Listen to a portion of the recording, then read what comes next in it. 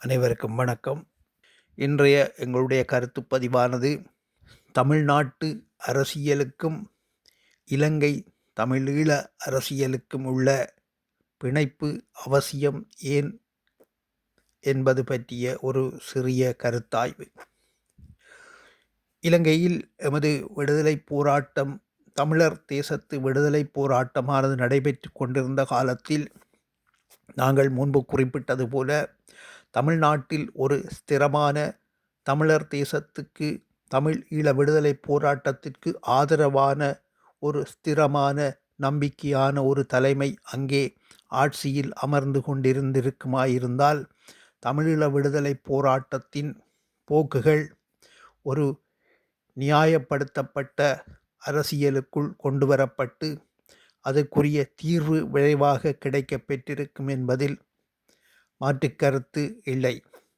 அந்த வகையில் தமிழீழ விடுதலை போரானது மௌனிக்கப்பட்ட பிறகு அதனை அரசியல் ரீதியாக முன்னெடுப்பதற்கு ஒரு அடுத்த தலைமுறை போராளிகளோ அல்லது அரசியல் தலைவர்களோ அந்த காலத்தில் முன்வந்திருக்கவில்லை.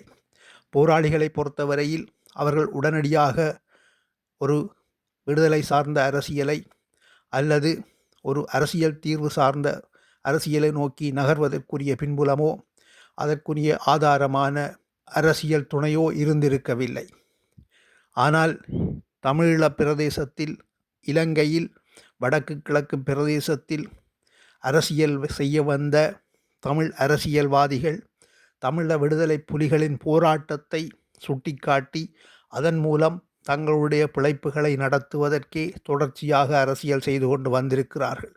அவர்களுடைய கடந்த கால பொருளாதார சூழ்நிலைகளை நிரப்பிக்கொள்வதற்கும் அதன் மூலம் தங்களுடைய அரசியல் நகர்வுகளை முன்னெடுப்பதற்குமே அவர்களுக்கு காலங்கள் கடந்து போயிருக்கின்றன.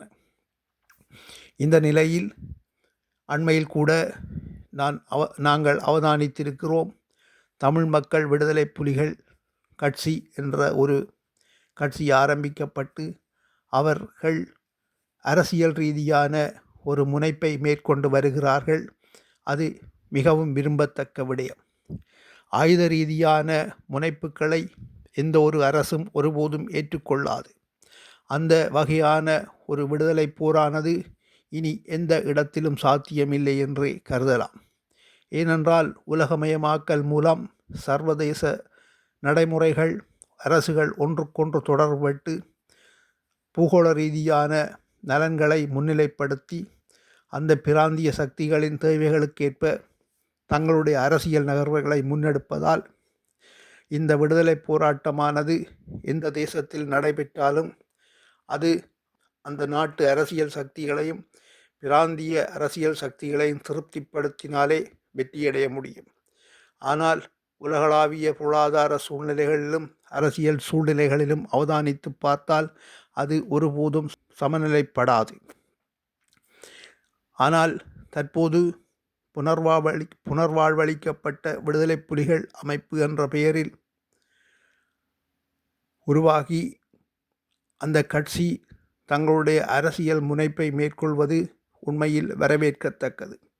அவர்கள் அரசியல் ரீதியாக பல அனுபவம் வாய்ந்த, தேசிய நலனில் அக்கறை கொண்டுள்ள ஒரு சிறந்த புத்திஜீவிகளின் துணையுடன் தங்களுடைய அரசியலை முன்னெடுப்பது வரவேற்புக்குரியது. அந்த வகையில் அவர்கள் முயற்சி செய்தால் அரசியல் ரீதியான ஒரு குறிப்பிடத்தக்க முன்னேற்றத்தை பெற்றுக்கொள்ளலாம் என்பதும் மறுப்பதற்கில்லை. ஆனாலும் இலங்கையில் எப்பொழுதும் தமிழர் தேச அரசியல் தமிழ்நாட்டு அரசியலுடன் தொடர்பட்டதாகவே அமைந்து கொண்டிருக்கிறது. தமிழ்நாட்டு அரசியலுடன் பின்னி பிணைந்த இலங்கை தமிழ் அரசியல் தொடர்புகளை துண்டிப்பதில், அதனை மடைமாற்றம் செய்வதில் இந்திய அரசுகளும் இலங்கை அரசுகளும் தங்களுடைய பங்கிற்கு சூழ்ச்சிகளை செய்யாமல் தவிர்த்துவிடும் என்று நம்ப முடியாது. ஆகவே தமிழர்கள் என்ற அடிப்படையில் இலங்கையில் உள்ள தமிழர்களும் இந்திய தமிழர்களும் ஒன்றுபட்டு சிந்தித்து ஒரு தீவிரமான மனநிலைக்கு அப்பால் அரசியல் ரீதியான சாத்வீக முனைப்புகள் முன்னெடுக்கும் பட்சத்தில் அது ஒரு நியாயமான அரசியல் சிந்தனைகளை, அரசியல் கருத்துக்களை முன்வைத்து தங்களுடைய அரசியல் நிலைப்பாடுகளை அரசுகளுக்கு தெளிவுபடுத்தி சந்தேகமற்ற முறையில் வெளிப்படுத்தி தங்களுடைய நியாயமான அரசியல் பிரதிநிதித்துவத்தின் மூலம் அரசியல் அபிலாசைகளை அடையலாம் என்பதே எங்களுடைய கருத்து. அந்த வகையில் தமிழ்நாட்டில் இப்பொழுது தமிழ்நாட்டின் அரசியலே இந்த நபரின் பெயரை குறிப்பிடாமல் இல்லை என்று எண்ணுமளவிற்கு ஒரு திடமான மக்கள் நலன் சார்ந்த சிறந்த அரசியலை முன்னெடுத்து வரும் திரு சீமான் அவர்களின் தமிழ் தேசிய அரசியல் முனைப்புடன் இந்த புனர்வாழ்வளிக்கப்பட்ட விடுதலை புலிகள் கட்சியும் தங்களுடைய ஈழதேசத்து அரசியல் தொடர்பான நியாயப்பாட்டை பரஸ்பரம் பகிர்ந்து இணைந்து மக்கள் நலன் சார்ந்த ஒரு பொதுவான அரசியல் முனைப்புடன் முடிவெடுத்து செயற்பட்டாலே அன்றி ஈழதேசத்து அரசியல் விடுதலைக்கு சாதகமான நிலைமைகளை எட்டிவிட முடியாது என்பது எங்களுடைய கருத்து.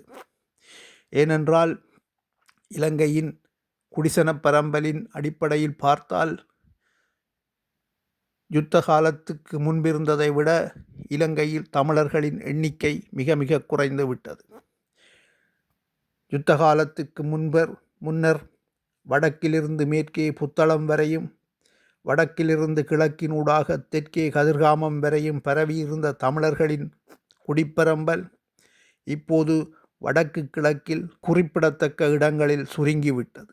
இன்னும் இந்த நிலை நீடிக்குமாயிருந்தால், அதாவது ஒரு ஐக்கியப்பட்ட அரசியல் ஸ்திரத்தன்மையை வெளிப்படுத்தி தமிழர் தேசங்கள் தங்கள் அரசியல் அபிலாசைகளை தெளிவுபடுத்தி தமிழ் தேசிய உணர்வுடன் தங்களுக்குள் இருக்கும் கருத்து வேறுபாடுகளை மறந்து ஐக்கியப்பட்டு ஒருமித்த மனப்பான்மையுடன் செயற்படுவார்களே ஆனால் தமிழர் தேசத்து அரசியல் விடுதலை சாத்தியப்படும். இல்லையென்றால் இலங்கையை பொறுத்தவரையில் வடக்கு கிழக்கில் ஆங்காங்கே குடியிருப்பவர்களாக இருக்கும் நிலைமைக்கு தமிழர்கள் மாற்றப்பட்டு விடுவார்கள். இன்றைய தமிழர் தேச அரசியலின் சூழ்நிலைகளை பார்த்தால் தமிழ் தேசிய அரசியலின் நம்பிக்கை நட்சத்திரமாக சீமான் அவர்களே இருக்கிறார். அவருடைய கருத்துக்களும் அவருடைய அரசியல் சிந்தனைகளும் தமிழர் தேச நலன் சார்ந்த அரசியல் கருத்துக்களும் எந்த வகையிலும் யாராலும் மறத்துவிட முடியாத தீர்க்கமானதாகவே இருக்கின்றது. எனவே இலங்கை தமிழ் அரசியல்வாதிகள் போராட்டத்தில் எவ்வித சம்பந்தமும் இல்லாத தங்களை அரசியல்வாதிகளாக பிரபல்யப்படுத்தி அதன் மூலம் லாபம் அடைபவர்களை விடுத்து அதற்கு மாற்றாக உண்மையாகவே உறுதுணையாக போராட்டத்தில் நின்று போராட்டத்தில் ஈடுபட்ட முன்னாள் விடுதலை புலிகள் தங்களுடைய அரசியல் முனைப்புகளை இலங்கையில் நிலைப்படுத்தி தமிழ்நாட்டு அரசியலின் நம்பிக்கை நட்சத்திரமான சீமான் அவர்களுடனும் கைகோர்த்து தமிழர் தேச அரசியலுக்கு நியாயமான ஒரு அரசியல் தீர்வை பெற்றுக்கொள்ளலாம் என்பதே எங்களுடைய கருத்து. அதனை விடுத்து வீண் விமர்சனங்களை முன்வைத்து இந்த தமிழ் தேசிய அரசியலை வலுப்படுத்த தவறுவது என்பது மீண்டும் இலங்கை அரசின் உளவு பிரிவுகளின் மாயைக்குள்ளும் இந்திய அரசின் உளவு பிரிவுகளின் மாயைக்குள்ளும் விழுவதுமாகவே தமிழர் அரசியல் முடிந்துவிடும்.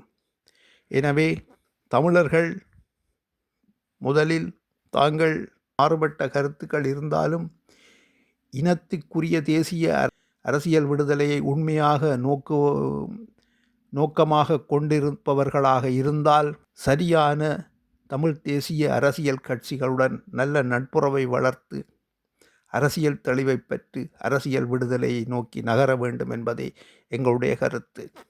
நன்றி, வணக்கம்.